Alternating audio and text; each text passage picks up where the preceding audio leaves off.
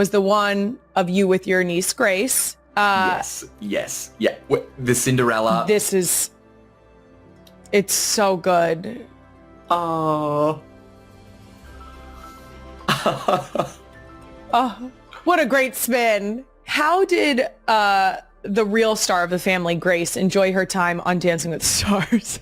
She loved it. You know what? That is the correct way to refer to Grace. She is the one. She is the star of the Irwin family, and she is just the best. And I got to tell you, that day, it was Halloween, and we were all going trick-or-treating, and I knew that she had dressed up as Cinderella.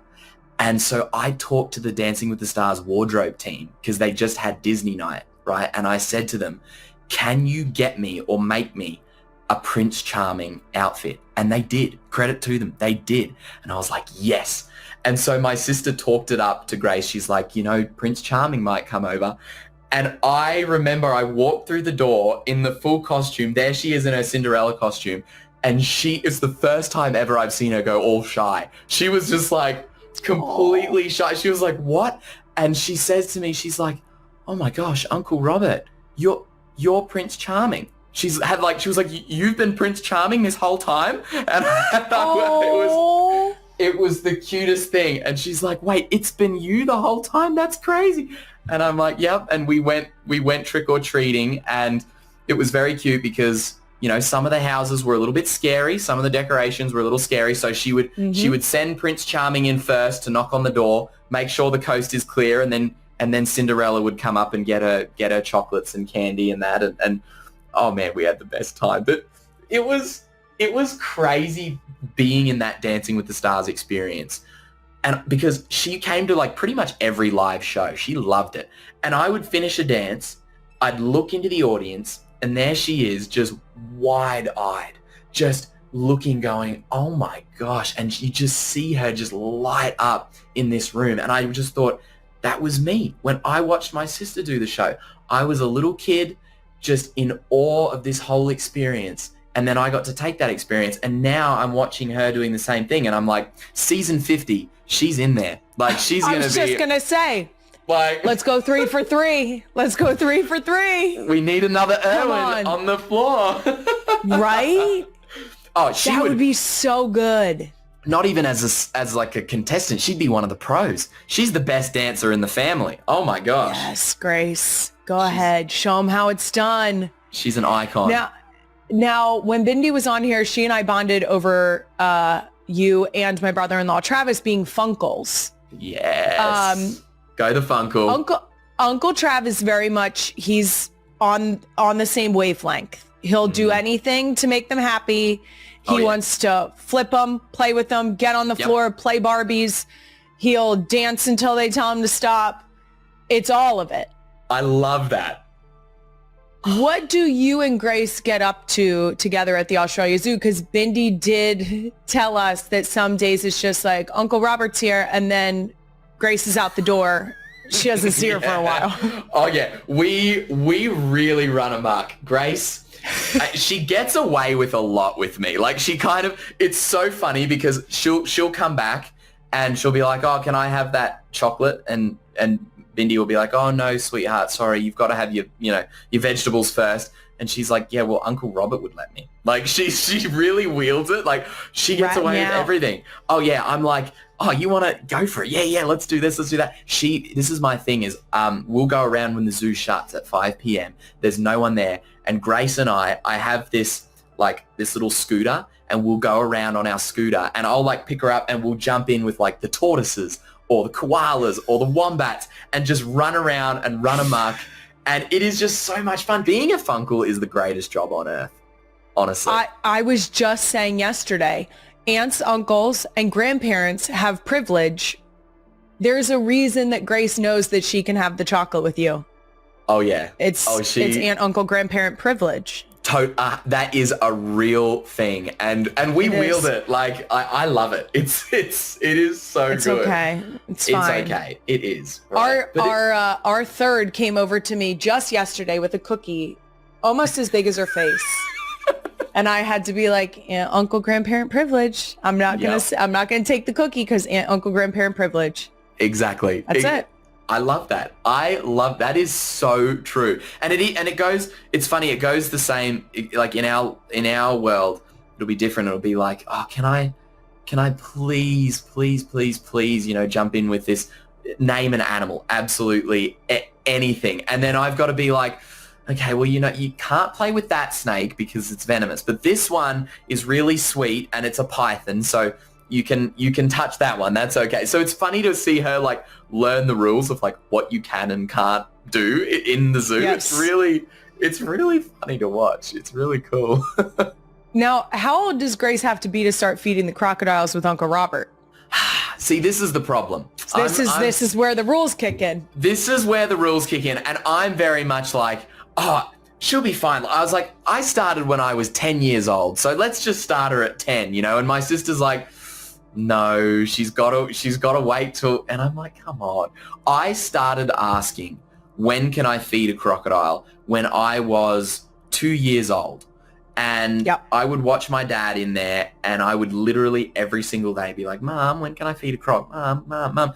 And I wore her down, because I got the age bracket down to 10 years old. She was like, you have to be double digits before you can feed your first croc. And I was like, fine. And I remember my 10th birthday, the crocodile was Monty, beautiful big saltwater crocodile that my dad had for a very long time and rescued him. And I remember standing in front there, watching him coming out of the water, and I fed him, and there was like a crowd of people, and I just felt this sense of absolute, it just felt like an honor. It felt like, wow, I'm following in these footsteps of my family, and it just felt like this rite of passage, feeding my first crocodile. And so I'm excited for Grace to experience that, but she may be a little older than I was, She might have to wait a few more years. Bindi's very, she might be 12. Good. She might be 12. Oh, it'll probably be like a teenage thing. Once she's like 12, 13, then she can feed the crocodile. But sure. I'm ready. I'll start training her on little alligators. I do love that in our house, it's like, how old do you have to be to get your ears pierced? And in your world, it's how old do you have to be to feed your first crocodile? Yes. Yep, that's the one. As a mom to 4 kids aged 6 and under, you could say I deeply cherish the few moments I get to myself during the day. And one of those moments is courtesy of the one and only Bigelow tea.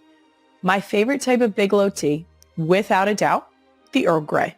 I love that it feels like a warm hug in a cup. I typically drink it right around that 3 to 4 o'clock range where you start to just take a dive. The only way I'm making it through homework time is with a little zhuzh from my Bigelow tea Earl Grey. And Bigelow has the perfect tea for all the moments where we need it most. A nice little morning ritual before everyone is awake, maybe black tea like English tea time or the Earl Grey, or even the evening wind down. Pair it with some cozy chamomile or peppermint. There really is something about winding down at night when the kids go to bed and you don't have to run the risk of having a hot cup of tea in your hands while they're using you as a human jungle gym. Calms you down. If you're like me and trying to make the most of a few moments you have to yourself each day, I highly recommend a nice cup of Bigelow Earl Grey and the social media doom scroll of your choosing. Bigelow tea, take a moment just for you. If you only know 3 things about me at this point, I hope they're these. I'm a mom of 4, a wife, and a big-time germaphobe. Honestly, I wash my hands until they're cracked. Right now, actually, they're looking pretty good. Luckily, CVS always has me covered with everything I need to limit the amount of germs my kiddos bring into the house, which basically means I'm constantly stocking up on hand sanitizer, hand soap, and disinfecting wipes on the CVS Health app. The CVS Health app lets you refill, track, and manage your prescription needs anytime. Where we go to the shore, there is one pharmacy on the island, and you guessed it, it's CVS. They are so great about transferring prescriptions when you forget something. They're great about any prescriptions that need to get called in by your doctor. 10 out of 10. We love them. I also always go there for my sunscreen, any random thing I might need. Maybe I forgot my tweezers. You can also quickly find care from qualified providers. Their Minute Clinic providers offer healthcare services for everyday and ongoing conditions. I've been going to CVS for pretty much my whole life, and I'm going to continue to do so Go to cvs.com/app to learn more and download the app now. There's nothing like finding the outfit. And as someone who rarely gets dressed up for fancy occasions, I know just how tough it can be to find a pair of hard pants that look and feel great for holiday parties and everything else we have coming up. If you're looking to find the outfit for your holiday party, Macy's has free personal stylists that can help you find those special pieces that make every event feel like an occasion. They'll help you pull together pieces that make getting dressed feel fun and festive, not stressed. My go-to look for holiday parties? The comfier, the better. Maybe, if you're lucky, some green and red. And my holiday earring bows. Once again, Macy's free personal stylists are experts at bringing your holiday vision to life and can curate party outfits with all the decadent details. Macy's Friends and Family event is going on now, where you can score 30% off best brands and 15% off beauty. They have an assortment of designer dresses for 30% off and designer men's suits also 30% off. Plus, you can find amazing offers on jewelry, fragrances, and accessories to complete the look. Head to Macy's.com today. Now, speaking of crocodiles, something you're known for at Australia Zoo is feeding the crocs at the Crocoseum. Yes. Right. Okay.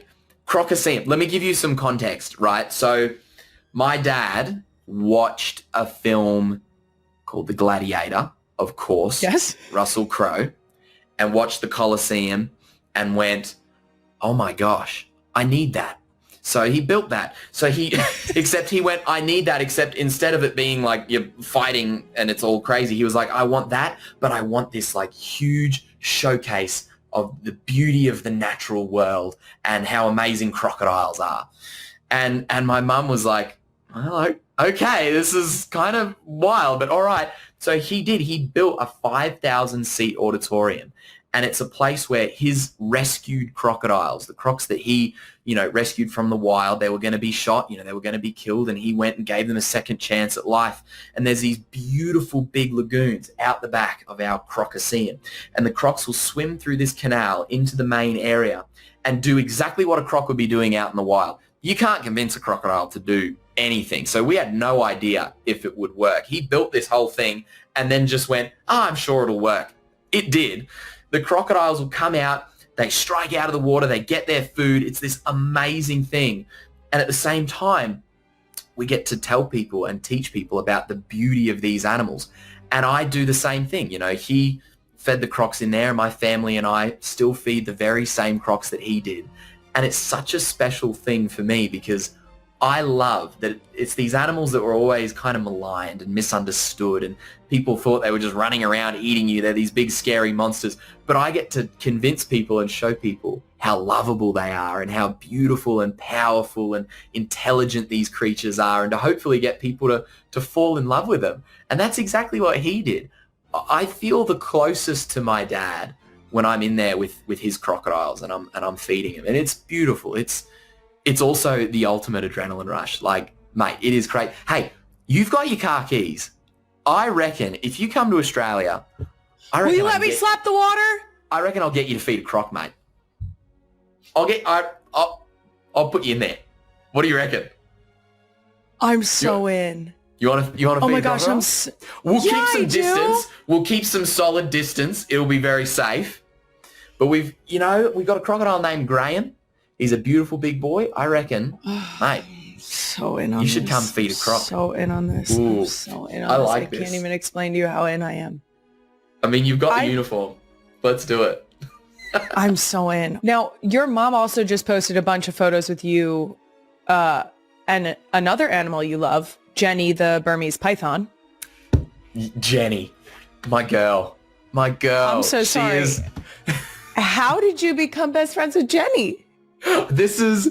So Jenny is one of these animals. I love that you know about Jenny. This is great. Okay, so Jenny is one of these animals where I've grown up with her. You know how we're talking about our dogs and how you grow up with the family pets. That was Jenny for me. So as I got super taller, casual.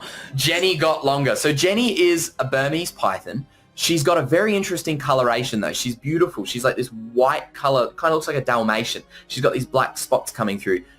That species is usually a beautiful mottled brown and black all the way down. Mm-hmm. But she's got this really strange kind of color morph, just gorgeous. Anyway, there's a photo where I am like a few months old in Jenny's coils. She's like just not constricting me, but she's just coiled up, and I was just kind of laying there with her, like a little soft little spot to be. And then we've got another photo. I'm a toddler, and there she is a little bit longer, and I'm a little bit taller. And now she's that big that I can hardly hold her. She is like this thick. She's huge. And she's still, every time she sees me, she wraps around me and she gives me a little hug, just like she did when I was a baby. It's so cute. We love each other. Perfect. I will tell you, I recently got to hold a snake for the first time. Did you? She was a Kenyan sand boa, and I will tell you, I called her a gateway snake because homegirl was like a stuffed animal. She was just chilling. Yes. She was jelly. Was she big? No, she was probably this big, and she was jelly. Aww. It felt like she was a weighted sand stuffy. You know, yes. like that's, and she was chilling. And the only way you knew that she was kicking was that her little tongue. Yeah, the little was just flick. like, she was just smelling me. She was like, let me taste that. Just sussing you out. Yep. Yeah. That is the gateway snake. I love that. That is so, because they are, that species is so chill. They're like the koalas of the snake world. They're just like, whatever. She was so cool. And I was mentally prepared for larger. Mm-hmm. So when I got her, I was like, this is great. I love this. This is amazing. Don't they feel really cool? Like when you feel them move around and you feel how they're very like smooth and cool. And people think they're sticky and slimy, but they're not. Cold. I know that sounds so silly. Because, you know, cold-blooded. But here we are. My brain was like, that's so much colder than I thought she was going to be.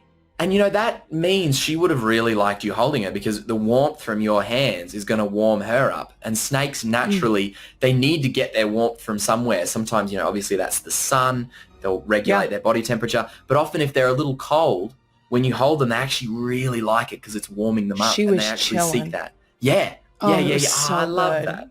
That's awesome. It was so good. But I am ready to hold a bigger snake. So when I come to Australia, I'm saying when. Jenny. Because you and Jenny. In a heartbeat. Now I have to ask this question for my brother-in-law. Yes. Travis loves otters.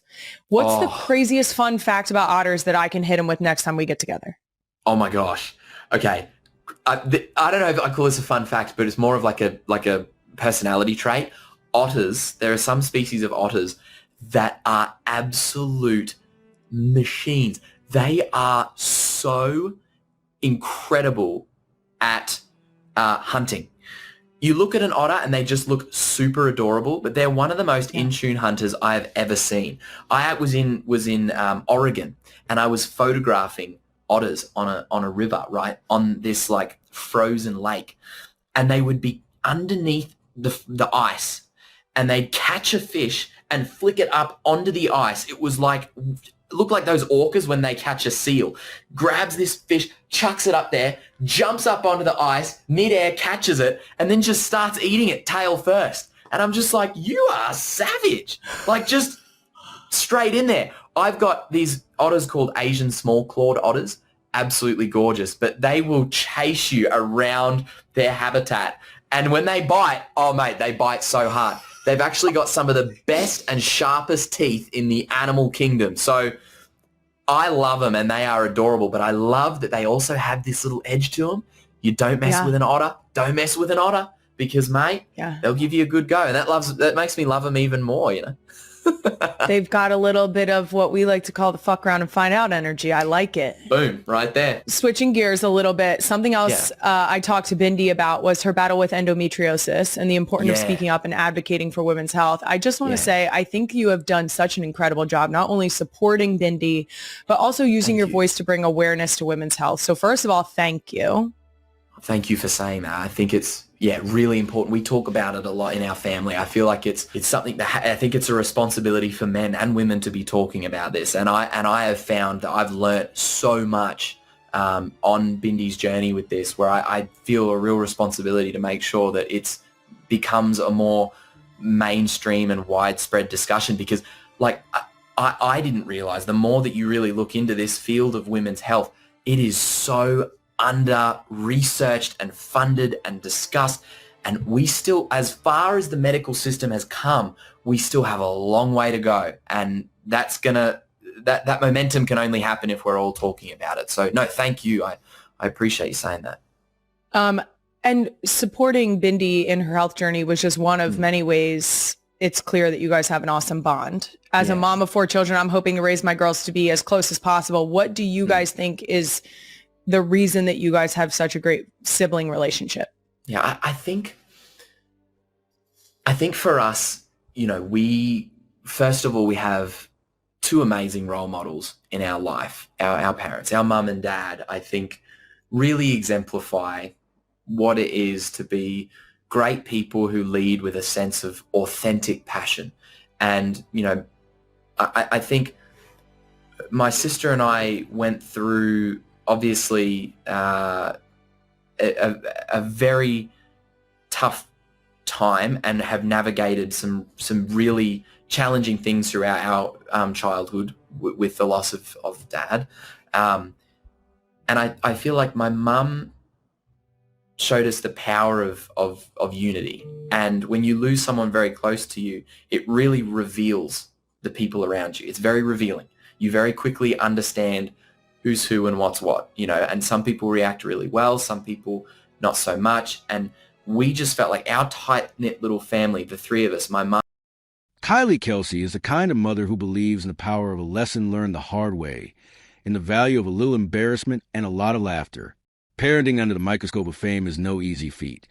But Kylie has found a way to keep her household running, with a sense of tradition and humor that stands out in an age of endless parenting advice and digital distractions. Her home is filled with the exuberant noise of 4 young daughters, each one carving out her own space in the family's lively narrative. There's Finley, just 8 months old, wide-eyed and soaking up every sound. There's Bennett, 2 years old, a bundle of energy and curiosity. There's Elliot, already making her mark as the family's philosopher. And then there's 6-year-old Wyatt, the eldest, a pioneer, and the one who first tested the limits of her mother's patience and creativity when it came to language.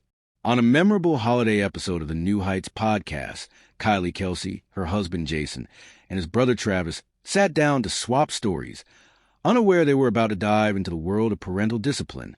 The conversation turned to the dreaded subject of kids cursing, and Kylie, never one to shy away from honesty, revealed the simple and time-tested rule she keeps in her house. When a child utters a forbidden word, it's soap in the mouth. It's a punishment that's become almost mythical in its simplicity, passed down through generations and whispered about on playgrounds everywhere.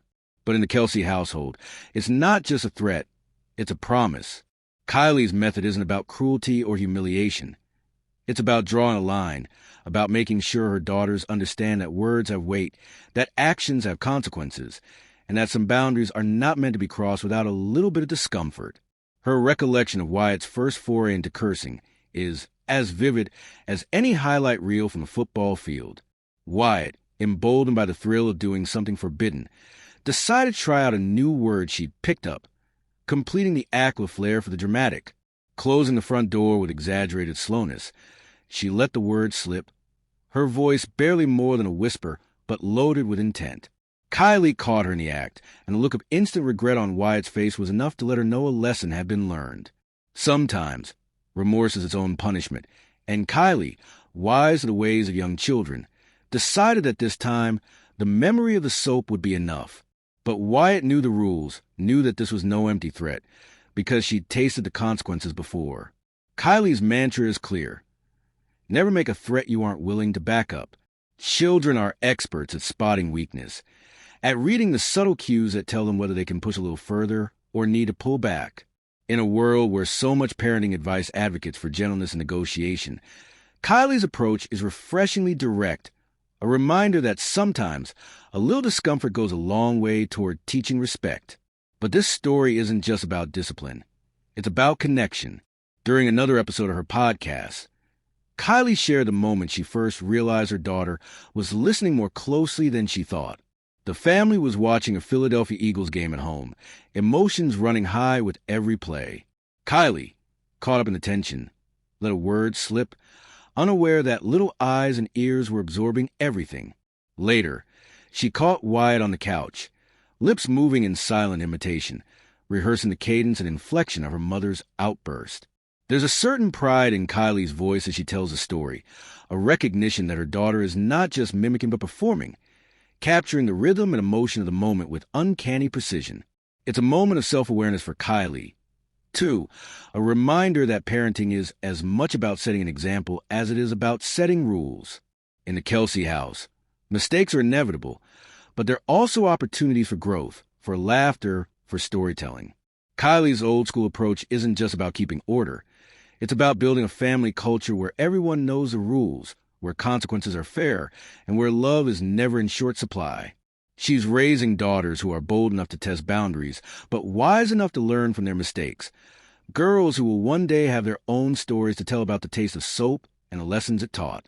In a world that's always changing, where new trends and theories come and go, Kylie Kelce stands firm, a testament to the enduring power of tradition, humor, and a well-timed consequence. Her daughters may not remember every punishment, but they'll never forget the feeling of being seen, heard, and gently steer back to the right path.